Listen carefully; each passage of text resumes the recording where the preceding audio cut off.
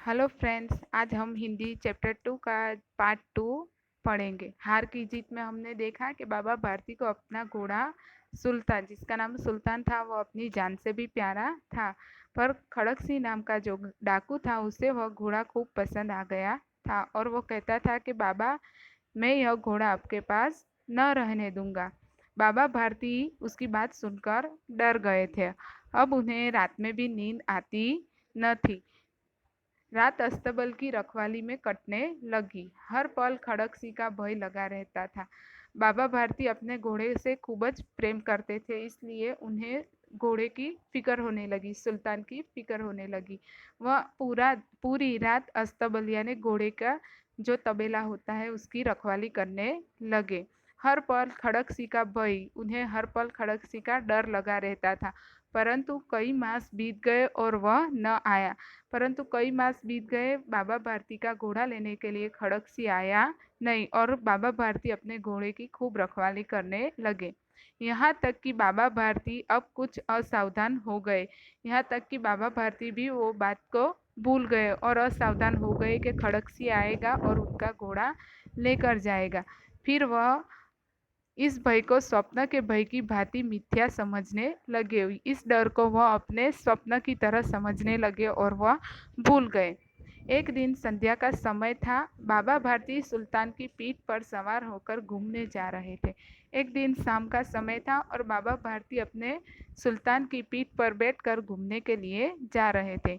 इस समय उनकी आंखों में चमक थी, मुख पर प्रसन्नता थी। वो खुश खुश होकर अपने घोड़े पर घूमने के लिए जा रहे थे। कभी घोड़े के शरीर को देखते, कभी उसके अंग और मन में फूले न समाते थे। अपने घोड़े के शरीर को देखकर वो मन ही मन खुश होते थे।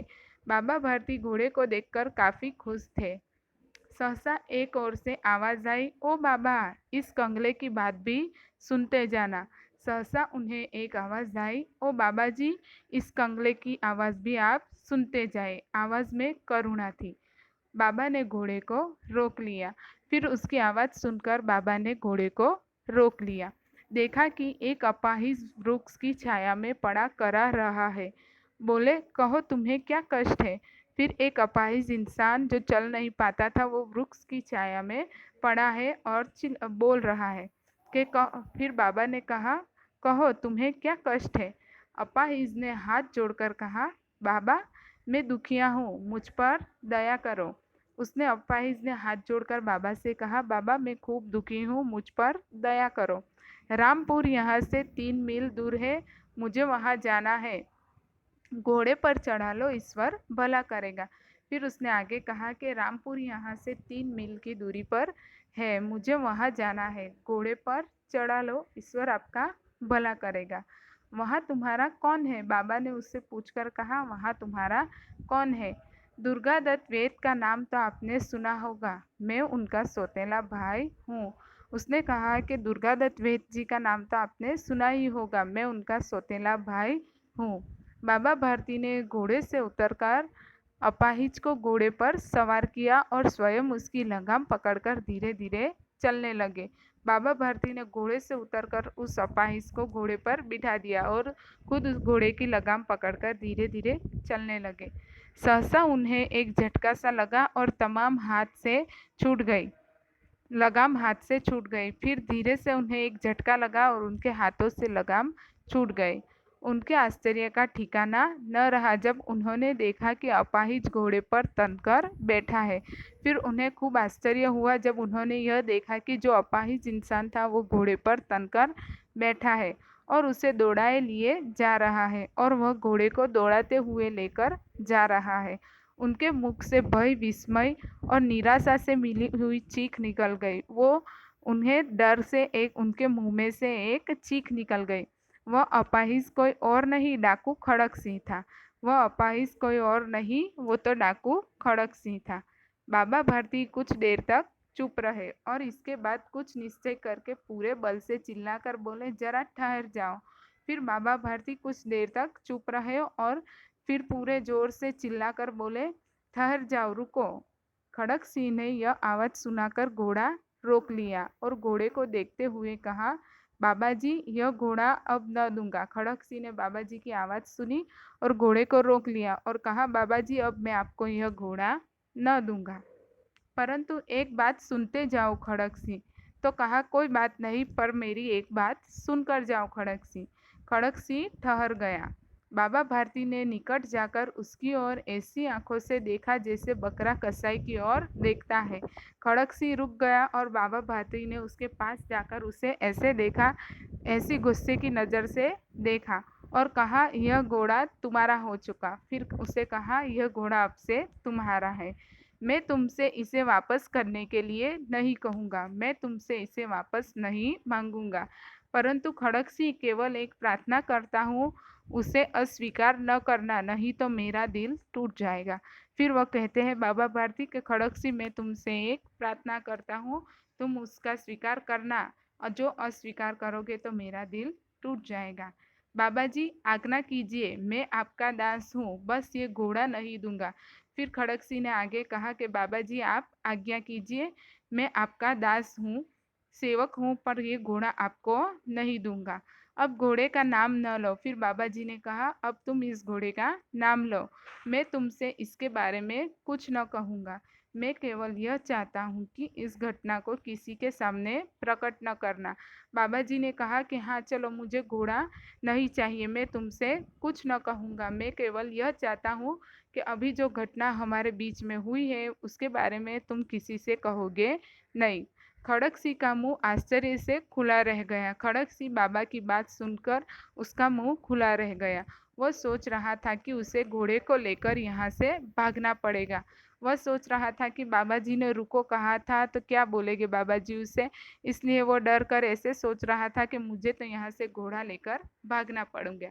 परंतु बाबा भारती ने स्वयं उसे कहा कि इस घटना को किसी के सामने प्रकट न करना, इससे क्या प्रयोजन सिद्ध हो सकता है। तो वह सोचने लगा कि बाबा भारती ने ऐसे क्यों कहा होगा कि इस घटना के बारे में किसी को बताना नहीं है। खड़क सिंह ने बहुत सोचा, बहुत सिर मारा, परंतु कुछ समझ न सका। खड़क सिंह ने बहुत सोचा, बहुत दिमाग लगाया, पर उसे कुछ समझ में न आया। हार कर उसने अपनी आंखें बाबा भारती के मुख पर गड़ा दी और पूछा, बाबा जी इसमें आपको क्या डर है। फिर उसने बाबा भारती के ऊपर नजर लगाई और फिर कहा उसे कि बाबा भारती, आप बाबा जी इसमें आपको क्या डर है। सुनकर बाबा भारती ने उत्तर दिया, लोगों को यदि इस घटना का पता लग गया तो वे किसी अपाहिज पर विश्वास नहीं करोगे। यह कहते कहते उन्होंने सुल्तान की ओर से इस तरह मुंह मोड़ लिया जैसे उनका उससे कोई भी संबंध ही नहीं था। सुनकर बाबा जी ने यह उत्तर दिया कि लोगों को यदि इस घटना का पता चल गया तो वो किसी अपाहिज पर विश्वास नहीं करेंगे। यह कहते कहते उन्होंने सुल्तान की ओर से इस तरह मुंह मोड़ लिया जैसे उन्हें पहचानते ही नहीं है। बाबा भारती चले गए, परंतु उनके शब्द खड़क सिंह के कानों में गूंज रहे थे। बाबा भारती तो वहां से चले गए, परंतु अब भी उनके आवाज खड़क सिंह के कानों में गूंज रही थी। सोचता था कितने ऊंचे विचार है, कैसा पवित्र भाव है। उसने सोचा कितने ऊंचे विचार है बाबा जी के, कैसा पवित्र उनका स्वभाव भी है।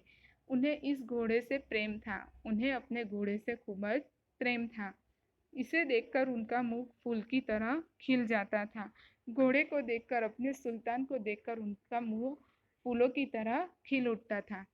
कहते थे, इसके बिना मैं रह न सकूंगा, इसकी रखवाली में वे कई रात सोए भी नहीं।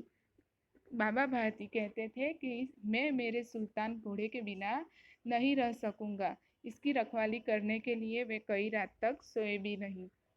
भजन कीर्तन न कर रखवाली करते रहे।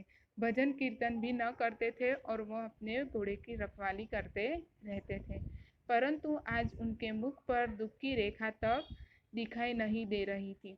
परंतु आज उनका घोड़ा उनसे छिन जाने पर, सुल्तान के छिन जाने पर उनके मुख पर एक दुख की रेखा भी नहीं दिखाई दे रही थी। वह दुखी नहीं थे। उन्हें केवल यह ख्याल था कि कहीं लोग अपाहिजों पर विश्वास करना न छोड़ दे। उन्हें केवल यही था मन में कि वो अपाहिज लोगों पर लोग कहीं विश्वास करना न छोड़ दे, नहीं तो कोई अपाहिजों की मदद नहीं करेगा। ऐसा मनुष्य मनुष्य नहीं देवता है। फिर खड़क सिंह सोचता है कि ऐसा इंसान इंसान नहीं देवता है। रात्रि के अंधकार में खड़क सिंह बाबा भारती के मंदिर में पहुंचा। फिर रात को बाबा भारती के मंदिर के पास खड़क सिंह जाता है। चारों ओर सन्नाटा था। चारों ओर सन्नाटा छाया हुआ था। आकाश में तारे टिमटिमा रहे थे। थोड़ी दूर पर गांव के कुत्ते भौंक रहे थे। मंदिर के अंदर कोई शब्द सुनाई नहीं पड़ता था। पूरी तरफ सन्नाटा था। आकाश में तारे दिख रहे थे, कुत्ते भौंक रहे थे और मंदिर के अंदर भी कोई सुनाई नहीं पड़ता था। खड़क सिंह सुल्तान की लगाम पकड़े हुए था। खड़क सिंह सुल्तान को लेकर आया था और उसकी लगाम पकड़कर खड़ा था। वह धीरे धीरे अस्तबल के फाटक पर पहुंचा। वह धीरे धीरे जहां सुल्तान को बांधा जाता था वहां अस्तबल की फाटक पर पहुंचा। फाटक खुला पड़ा था। किसी समय वहां बाबा भारती खुद लाठी लेकर पहरा देते थे। यह वही अस्तबल है जहां पर किसी समय सुल्तान की रखवाली करने के लिए बाबा भारती खुद लाठी लेकर खड़े होते थे। परंतु आज उन्हें किसी चोरी किसी डाके का भय न था।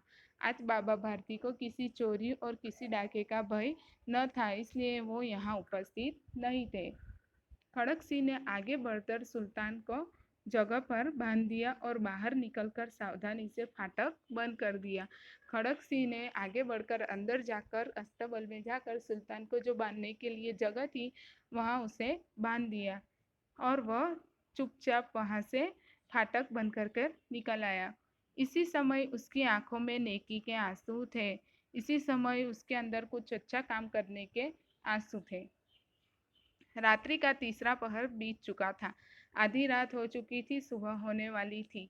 चौथा पहर आरंभ होते ही बाबा भारती ने अपनी कुटिया से बाहर निकलकर ठंडे जल से स्नान किया।